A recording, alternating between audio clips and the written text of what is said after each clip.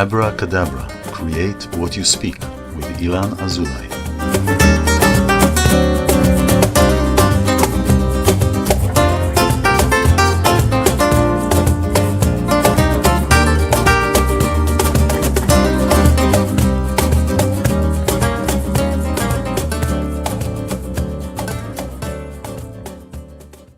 Hello, welcome to Abracadabra, create what you speak. I'm iLan Azoulai, a spiritual mentor and sound therapist for women and men who are ready to raise their vibration, reveal their gifts, and shine them to the world, all with no fear, so they can manifest their life. This is an empowerment program that I bring anybody from all walks of life, artists, scholars, educators, anybody who is in their gifts and is shining their gifts to the world so they can encourage others and have fun along the way, because without fun, it's not fun. My guest today is Angie Berrett. She's a registered nurse, movement coach, and yoga instructor. She has created a proprietary way of moving that can decrease anxiety, depression, stress, PTSD, etc., and increase people's mind-body connection while building strength, flexibility, and greater sense of empowerment. Angie strives to create positive experiences in a supportive and uplifting environment. In 2018, Angie became a 200-hour registered yoga teacher through Yoga Works in Columbia, Maryland. She quickly became a certified SUP yoga instructor, SUP, and we'll talk about that, it's quite interesting, through Long Wave Yoga in Wilmington, North Carolina. In 2021, she became advanced certified in trauma, informed yoga, and somatics. This is a really great topic. I'm really excited to have Angie here. And let's bring Angie. Hi, iLan. Thank you for having me. Absolutely. Thank you for being here. What a blessing. How are you feeling? I am great today. How are you? I'm doing wonderfully great. Thank you. It's great to be here. I don't know what the weather in your place is, but here in La La Land, it's quite sunny, you know? It's But sunny, but it's cold. We've had a blizzard here recently, so lots of snow. so now you're in Utah, right? I am in Utah right now, You correct? are in Utah. So tell me, Angie, maybe you can share a little bit more about your story, about what's interesting is how you got to that, because, we're not born yoga instructors and yoga teachers. And I work with sound and Tibetan bowls and frequencies, so we don't get to there, but focus is on you. How did you get to there? And tell me about this. Tell us about the SUP yoga, because I saw Yeah. that's quite cool. Yes. So I am a registered nurse. I graduated nursing school in 2003. I have been a nurse for almost 20 years. And much of my work was done in emergency departments, intensive care units, high acuity, very stressful environments. And I ended up having a patient assault. I got assaulted by a patient and it messed my back up pretty badly. Mm. So I switched and moved to education. I became a teacher. I taught nursing school. I taught nurses how to be nurses. And then in 2017, things in my life personally kind of hit rock bottom. Mm. I am a child abuse survivor and realized that I needed to start dealing with some of the repercussions of my child abuse because it was impacting my ability to function. Yeah. And it was too much for me to do patient care. I worried that I was going to inadvertently hurt someone because I just was having a hard time being fully engaged with working and what I was doing.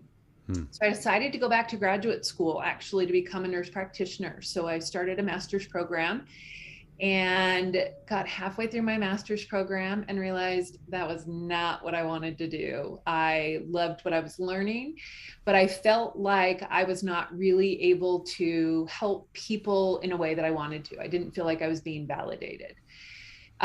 So I decided to take a break.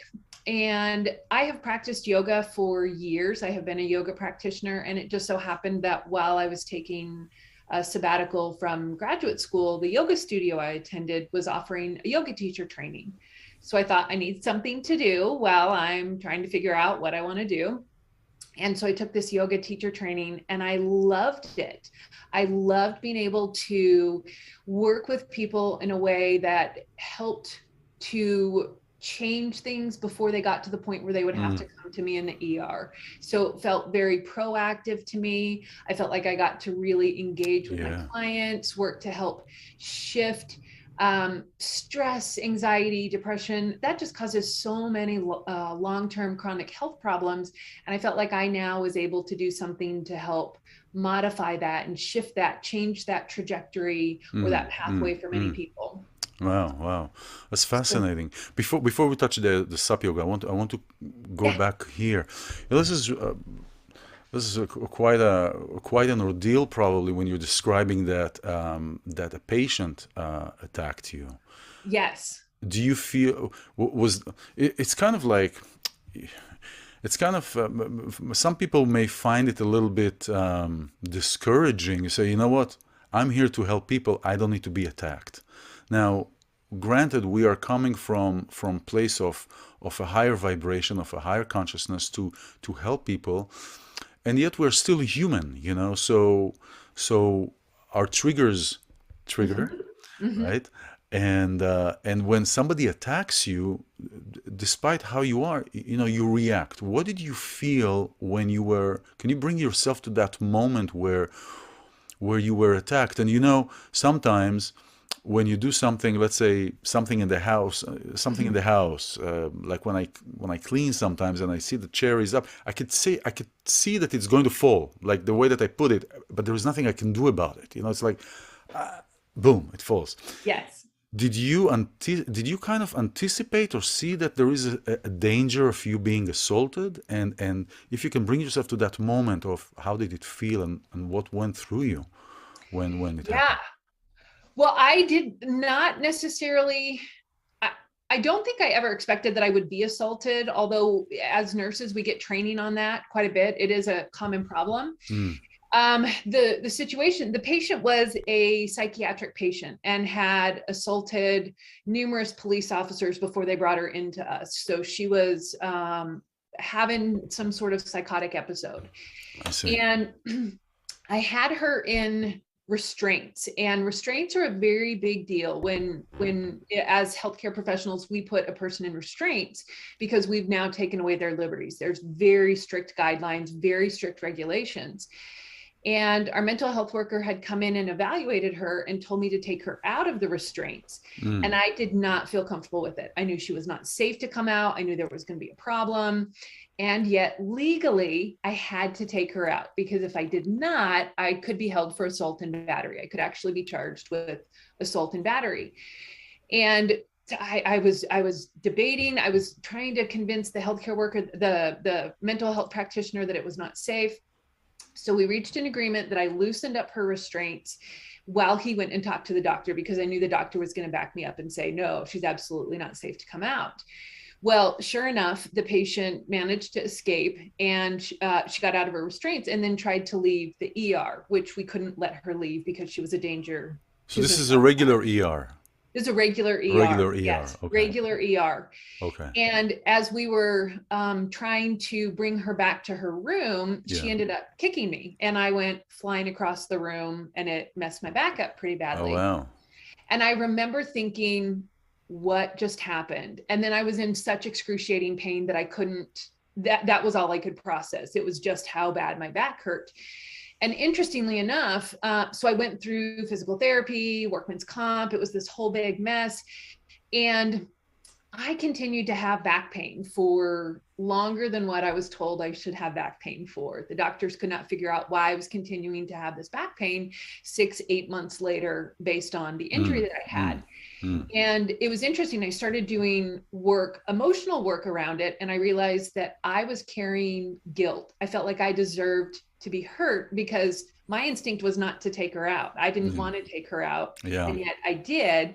And so once I was able to let go of that guilt, my pain just Disappeared. disappeared. Yeah. So Yeah. it was very, I was surprised that I was carrying guilt, Mm. that I felt like I deserved it, that I didn't listen to myself.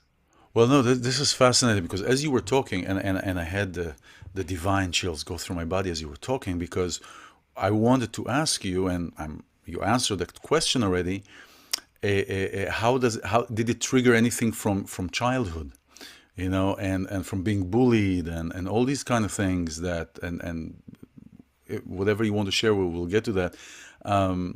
Did it trigger? And obviously triggered. Now the thing with the guilt is, I can tell you also, the thing with the guilt is that you know how you have certain things that are organic, certain Hmm. things that develop organically, and Yes. certain things that are derivative of that organic creation, Yes. right? So guilt in certain situations, especially in child abuse, I know because I've been there. I'm a survivor of, I don't like to say survivor because, okay, survivor, whatever, for the lack of a better word. I use Thriver. I Thriver, thrive. survivor, I passed it, child Yes. abuse, sexual abuse, all this kind of stuff that I went through as a child. So I could recognize that because I've done a lot of work on that. And I can recognize that the need to please many Hmm. times, and the need to please and the need to please especially those who are or who are, were or the representation of bullies Hmm. is greater, and then the guilt is a derivative of that because you really don't want to please them. Correct. You, Correct. you really don't want to please them, and then you please them, and then you feel guilty that you've done that. There is guilt, there is shame, there is, because it all boils down to shame. And so Yes. so I totally can empathize with what you've said. This is really powerful. And so at that moment, did you realize that you were thrown back to childhood, or it took time for the process to happen? Because at that time you felt guilt. It took time for the process to happen. I actually had no memory of my childhood abuse until Mm, about 2017. wow. So I knew it was taking me back to something that didn't feel Yeah, good, yeah, but I yeah, wasn't quite sure what it was at that point. yeah. Oh wow. So that happened. Now, how did you feel as a nurse? Did you feel supported by the department, or did you feel that they're still trying to find you, so to speak? Like like put something on you, oh, it's your fault that this happened. No, I didn't feel like they were trying to put it on that it was my fault. I Okay. felt like they were pushing me to come back to work earlier than I was ready. Nobody could figure out why I was still having pain, and I was expected to come back and to continue doing patient care, even though I physically was not able to do the patient Yeah. care. So they moved me to other departments, and it just never was quite the same. It was more like, when are you going to be back? When are you going to be Yeah, back? yeah. They Not, didn't get it. It was somatic. They didn't get that. no, no. Yeah, yeah, yeah. Mm-mm. Yeah, that's fascinating. So after that, so now you so let's talk a little bit about the sup yoga. 'Cause I want to Yes. go backwards, but I want to touch about that. Yes. That's pretty cool. Tell us about the sup yoga. Yeah, step yoga is stand up paddleboard yoga. So it is yoga done on a paddleboard. If you've never seen it, it Hmm. is phenomenal. Yeah, no, there's big boards. They're not really there are surfboards, but they're really big for beginners. They're bigger than most Yeah, typical surfboards. Yeah. And there are ones that are designed specifically for yoga. So they're a little bit wider, a little bit longer, a little more stable. yeah, And I had my own paddleboard and would just go out and do my own yoga. I kind of didn't have any training, any formal anything. I would just go. It is, and I say this is stand up paddleboard yoga is probably one of the most amazing mindful exercises that you can do, wow. because you get instant feedback when your mind wanders because you fall into the water. It takes instant, I mean, constant focus, constant attention to your body. It helps folks to be able to tap into their bodies in ways that they didn't know that they needed to. So maybe they're not engaging into their muscles as much. And so teaching that, I actually take a lot of my clients who have some sort of trauma or we're working somatic wise and put them on paddle boards and do yoga that way, because it's a fun, it's a playful way to do it. And they have to be in their body or they're going to fall off. And falling, I tell everybody, falling isn't failing. So that doesn't mean you failed. It just means your mind has wandered. And how can you bring it That's back to great. the present That's moment? great. That's Yeah. great. Yeah, that's great. And you are in Utah, so whoever is joining us now, I'm here with Angie Berrett. Angela or Angie? Angie, right? Angie is usually what I go by. Angela is my official name. official. So Angie Berrett, she's a certified nurse and a certified registered nurse and a certified yoga instructor, and she works specifically with people that have gone through some trauma in their life. I mean, who hasn't?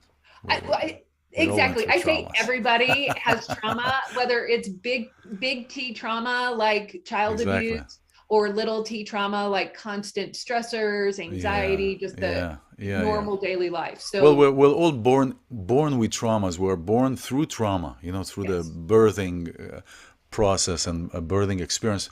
And Angie, she has a wonderful experience where she's doing a stand-up paddleboard yoga. This is great because I haven't done that before, and I'll be down to do that. I don't know if I'll go to Utah all the way because I'm in LA, but you have more water here. Yeah, absolutely. I have been living in Maryland. I've been doing it in Maryland. So I have personally, I have inflatable boards so that they can roll up. They travel with Oh, me. oh, They go cool. wherever I go. Inflatable Yeah. boards. So they're really like it's not like a round. It's like a board, a straight board, but it's just inflated. And I would think that they're harder to do yoga on because they're not really solid flat. They're not solid surface. Personally, I find them easier to do. Ah, So you can have hard boards, and some people do. There are hard paddle boards that are made for that. I have one of those. I actually prefer my inflatable ones because you can inflate them with enough air that they're very firm. It's very mm, steady, but they're more flat. The hardboards have more of a rounded bottom, so you get more tilt, whereas the inflatable ones tend to hmm. be more flat, and so it tends to be an easier surface, I think, personally, to do yoga on. I see. I see. Um, you were talking about the process where you were healing this black hole Yes. of your on your website, and for everybody's joining, the website is listed down here, and the contact information for Angie. You're more than welcome. You're encouraged to reach out. I won't talk about the black hole, but I want to say how Angie and I met. Yes. Right? Yes. Angie and I met through a Be Seen Accelerator program by Jen Gottlieb and Chris Winfield. It's an empowerment program. It's a program to empower your work and how you do your work and how you show yourself out to the media and to the world. And it's really great platform Yes. to me because we're connected. And you know what I liked about this group is that there was cohesion versus isolation, Yes. cohesion versus separation.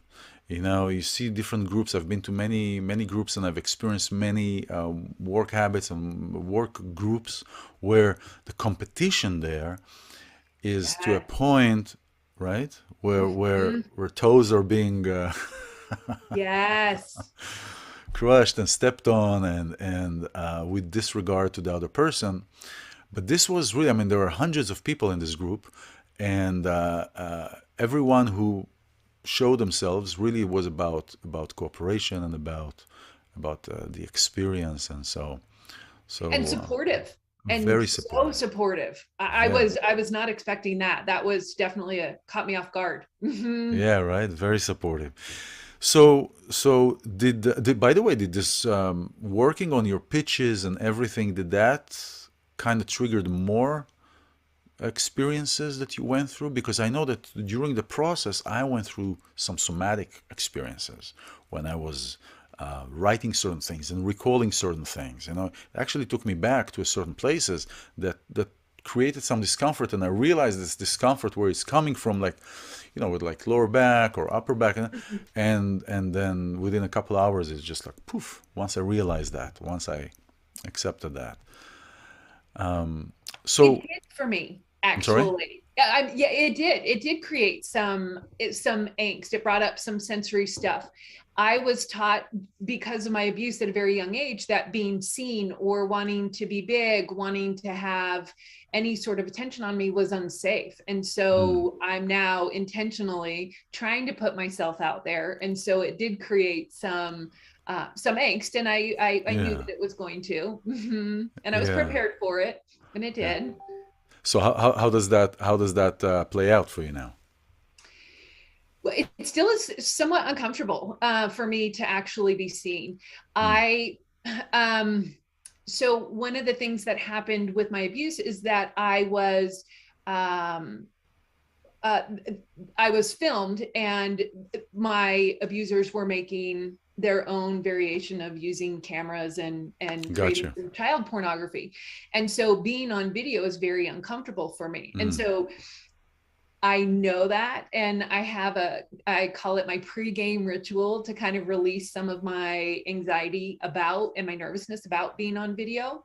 okay. And so I move it out. I'm big on movement. I dance it out, I shake it out, I get rid of it, or as much as I can. And then afterwards, I tend to also still do some movement to shake I it see. out, to I release see. it. I see. Well, first of all, and this is one thing in the beginning I wanted to say, thank you very much for the courage to share your or at least some of your story, or to share the experiences, because this is difficult. This can be challenging, and you're doing a wonderful job. You're here, Thank you. and you are present, and you are sharing, and this is really all this is intended to be, is to encourage others that are watching this program to come up, show yourself. It's okay. It's okay to show yourself. It's more than okay to show yourself. We want you to show yourself.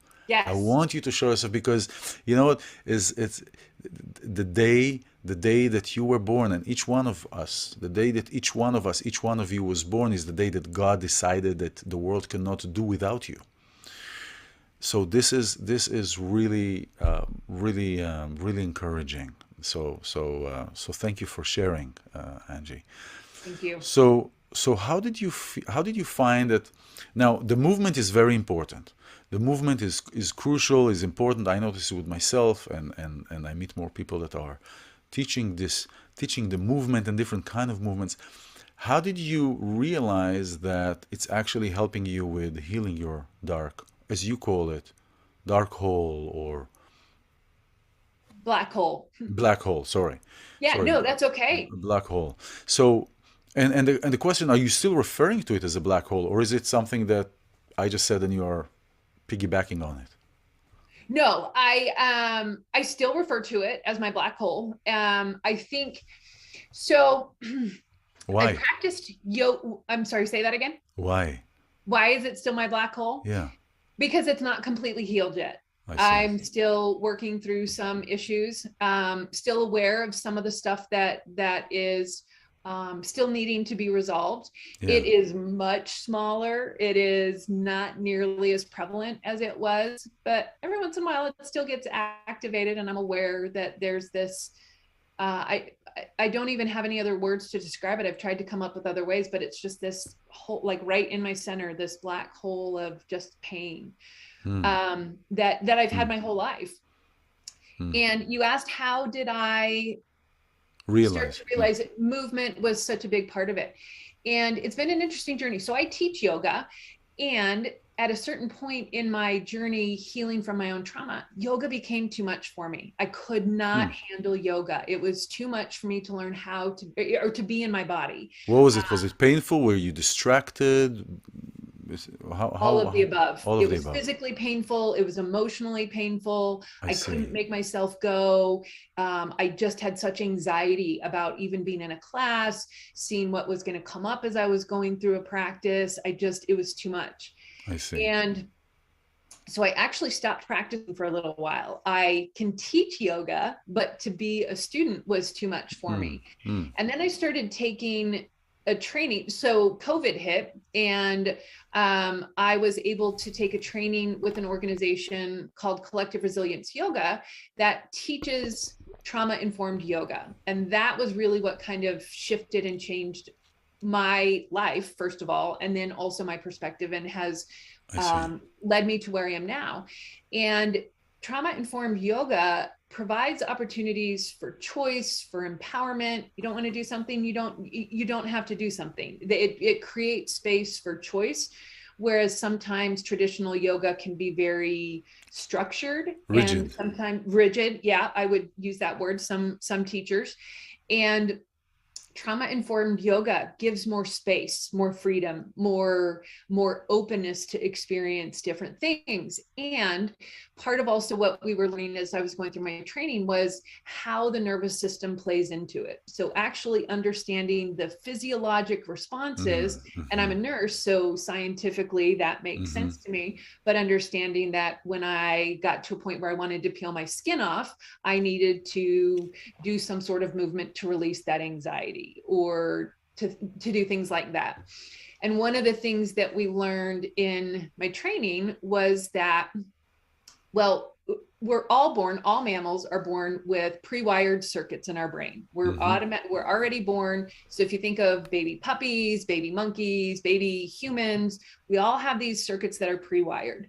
And play is one of those circuits. And so trauma-informed yoga does a lot more playful movement. It allows to tap into play, which is one of the ways that we are able to heal. And so as I was doing that, I just started in my own body creating these movements that were nothing like yoga, but that was just play. I allowed my body to play to do what it wanted. Yeah. Wonderful. And as I was doing that, I could just feel tension and trauma releasing, and it allowed me to be able to sit in therapy to process the trauma because I was letting go of the energy surrounding it. Wow, that is fascinating. Play is a crucial connecting back to your inner child. Yes. You know, your inner child that is filled with joy. It's you know, there is the question, the $64,000 question that asks, what is our natural predispositions as humans? Is our natural predispositions as humans to be sad or to be happy? You know, and the answer for that is really to look at babies, how babies and kids are. You know, they're by default they're happy unless you take something from them, unless you do something to them. But by default they're happy and they're full of wonder. And wonder, and what is wonder? Wonder is, it doesn't even need courage. You know, if you think about it, wonder doesn't need courage. Courage, we use courage to break out of our confinement that we created ourselves. Yes. To have courage to break out of our own jail cell. Yes. Where wonder is just, I'm going to that puddle. I don't care if there is a hole in the middle. I'll realize it later. You know. Seeking. So kind of along with wonder, seeking is one of those circuits that were pre-wired. We're designed to be seeking, to figure it out, to play, that's one of those. Seeking is the official term that they use for the circuit, but wonder, you know, wonder is like with awe. You walk with everything. Like, wow, you discover something. You know, there is something new to discover, some new world to discover. Do you work with children, or do you work only with adults, families? How does it work? I mostly work with adults. I have worked with some children. I typically prefer to work with adults because after age 25 is when our brain has the rational thinking part of our brain fully forms at age 25. Up until then, the rational part is still forming. And I like to work with those people who have that formed and are wanting to break out of those cycles that they, or the patterns that they already have. I can work with children. Yeah. Wow, this is really fascinating. I'm sure that some of you are watching here are parents, are mothers, and I would say that the yoga is probably more for the parents, really, because you know, dealing with a lot of things that we're going to as families, as people with families that are going through now with the coronic era, as I call it, with the isolation, because this is what created the kids that are born into this, that are coming now into this, and young adults and young kids that were born before but are going through this separation. It's really creating a separation. You know, look at that. We know how to, or at least many of us know how to read facial expressions, know how to feel body language. So we as adults that face this coronic thing are we know expression, so we can see through the mask. We can Yes. see through everything. But kids, they don't get touch. They don't No. see the expression of the face. Mm-mm. There is no connection. And Mm-mm. so these children are being brought up this is a terrible, terrible time to bring somebody up because it's like the It's whole a thing is about, traumatic time. It's creating trauma for all of us. yeah, it is indeed. Wow, this is really fascinating. I'm still thinking about that paddleboard thing because it's like it's really I highly recommend it. It is such a great experience. I take people out, even who are terrified of water, who've never paddleboarded, who've never done yoga. And it just is this opportunity to be in your body in a yeah, way yeah, yeah, that yeah, that nothing else provides that I found. yeah. Now, how do you do it online? Because I saw on your website, and you're more than welcome, all of these, to go into the website and to see how Angie works. But how do you do it with online? I know I do groups and I do sound sense online, and there are some pros and cons, obviously, to that. But how does it work with you online? I mean, obviously, you can't do paddleboard online. No, that one I do have to do in person. So Yeah. unfortunately, that one is limited to in person. I do work online with clients doing playful movements. I've created a proprietary, non-traditional way of moving that allows for play, that allows for this Oh, that's release of great. movement. That's Yeah, wonderful. and I do it through Zoom. I have a large computer screen and I can watch people. I'm looking for those cues, kind of like what we talked about, but I'm looking for cues that people are going into overwhelm or they're getting too stressed out. And so I can teach and do teach one-on-one clients through Zoom to release that stress, anxiety, and depression, still in playful ways, just not necessarily on a paddleboard. Yeah, yeah, for sure, for sure. Wow, so this is really nice. So I want to take you back a little bit to Mhm. back a little bit. Okay. How was your family about that? How was your support system about that? When you were a child and you were going through that. Now, you were underage, right? I was underage, You yes. you were underage. Hmm. Uh, h- about how old were you, if you don't mind me asking? I don't mind. It started when I was around 2.5 or 3, Yeah. and went on for a number of years. That's a complicated question. My abusers were not my parents. It was friends of my parents, and it happened at church. And so there was this pedophile cult hiding within the congregation of the church that we went Wow. to. And so it was friends of my parents, and it was very challenging because my parents didn't see it. Now, this was also, I'm 44, so this was 40 years ago where it wasn't talked about, it Exactly. wasn't as well known. And And that so was in Utah or in Maryland? I actually grew up in Colorado. I'm a In bit of a big, Colorado. yeah, Okay. so it was in Okay. Colorado. Okay. And so I did not have the support going through it. I had no memory. These were my parents' friends. I Yeah. believed that this was what God wanted because that's what my abusers were telling me. This is the And environment you grew up into, it also, was, you yeah, know. So absolutely. it's natural that you'll feel that or think that. Yeah. And so as my memories started coming out and I started healing through that as an adult, my parents have been very supportive. They believe me. They've never questioned me. They do what they can to be there and support me. It has created some challenge with us because they are still very much in their faith, and I have made a very large transition away from that. And so we've had to struggle to learn how to relate to each other again now. And yet they are still as supportive as they can. I see. Wow. And I'm positive that it affected also your before you realize that you're and before you went through the healing and starting the healing process, that it affected your relationships. Absolutely. Yeah. Absolutely. I'm divorced, so I perpetuated the cycle. I married someone who was abusive for me. Yeah. Yeah. And the religion that I grew up in, divorce is not very welcomed. And so even just to leave my husband was was a big deal. Despite the fact of the abusing and all this kind of stuff that was happening. Yeah. You're supposed to forgive, you're supposed to work through it, all those things. And I realized I was perpetuating a cycle that I did not want. I didn't know it was the child abuse cycle, but it was something that's what contributed, I think, to that black hole. No, I think it 100% contributed to the black hole. For sure. And so leaving my marriage and then ultimately leaving the religion helped me to be able to have space to actually even start to explore what this black hole of pain was, let alone start to heal it. Yeah.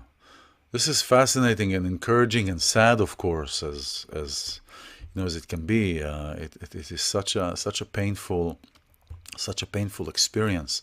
I recall, I recall my story. Here's the thing: we all go through the same emotions, the same feelings, and emotions. I said that already, but we're just different stories. Everybody has a different story in a different timetable and a different intensity, maybe. It depends on your karmic connection, on your journey, on what box of crayons you were given when you came here. Yes. How to paint your picture and what places in your soul need to be elevated. I work through Kabbalistic concepts and downloads and information and downloads, and I see that everything is part of our journey. Our soul is coming back to elevate that which we haven't elevated before in our previous cycles. Yes. And we've all met before. Yes. People that we connect with, we all have met. We're all like... I agree. Absolutely. This is fascinating. So Angie Berrett is a yoga instructor, a certified nurse, and the beautiful thing is that she works through movement, encouraging and implementing movement, and she's doing this wonderful paddle yoga, stand-up paddle yoga. I'm still talking about this because it's so fun. It sounds so fun. I used to surf years, and so I love that. Yes. I love just anything in water. Me too. And anything in water. It's so to do stand-up paddleboard yoga, the shavasana or the final resting pose of a yoga class, you're laying on a board and you're kind of just getting the gentle rocking of the water. You get to hear the sounds of nature. It is truly one of the most inspirational, like empowering, connecting to something greater than yourself. It's my favorite way to do yoga. Oh man, come on, come to LA. Okay, I'll come to LA. Come to LA. Yeah. So wait, don't they drift? I mean, are they doing it in the ocean, or are you doing it in a pool or something? I usually do it in moving water, but there's an anchor. You drop an anchor so that you just kind of move around the length of the rope of your anchor. Yeah. Okay. Wow. That's fascinating. Yeah. This work with movement yoga is definitely another wonderful tool to work through the mountains of our lives, to work through them and not around them. So this is really encouraging. Angela, wow, this is like we're... Oh my gosh, I can't believe how quickly time has gone. This has been so fun talking to you, iLan. Thank you, dear. Thank you. It's been fun talking with you, and it's still fun. This is great. This is what we do. We support one another. We bring one another to the world because everybody has different gifts, and everybody resonates with somebody on a different level, and a different. It's just a different connection.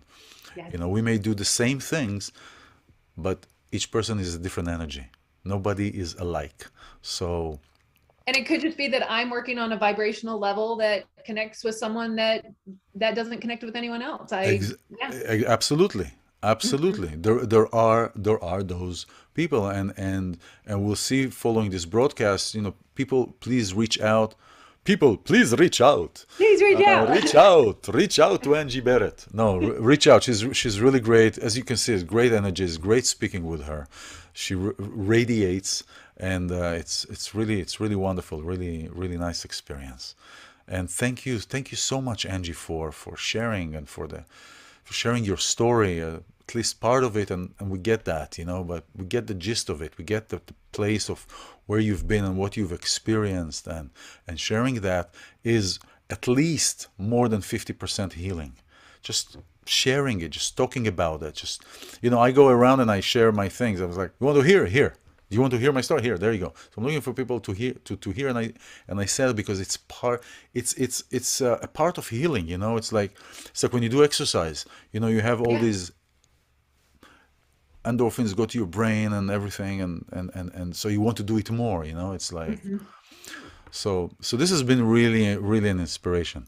I also find that as I share, it allows more people space to feel comfortable sharing their own, which then is that positive, not only am I sharing and releasing my own trauma by speaking it, I'm able to help others feel comfortable starting to share theirs, which is why I'm as open as I am. This is wonderful. Yeah, this is wonderful. And when we realize as a collective, because there are many individuals that realize that, but when we realize that our power is in our unity, and our power is in coming together, and our power as a society and as individuals and as a society is to create cohesion and not separation and not fear, but wanting to support one another and to make the other person great, because when we make the other person great, guess what? It comes back.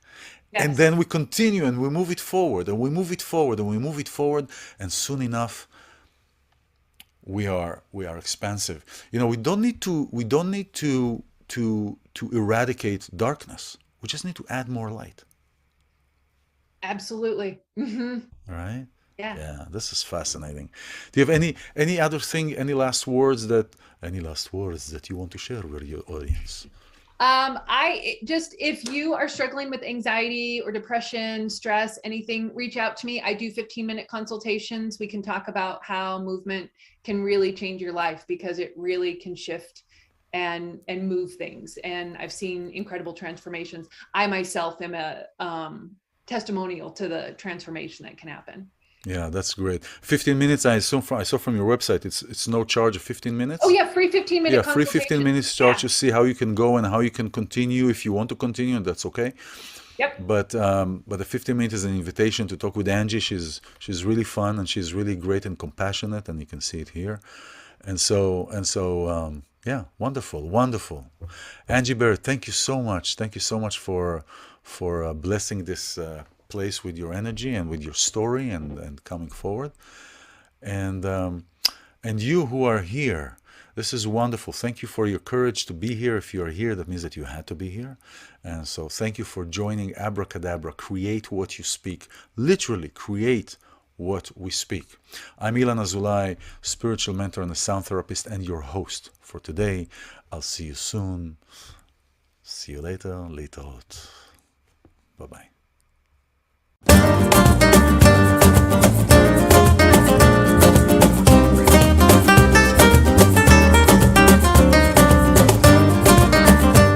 Abracadabra, create what you speak with iLan Azoulai.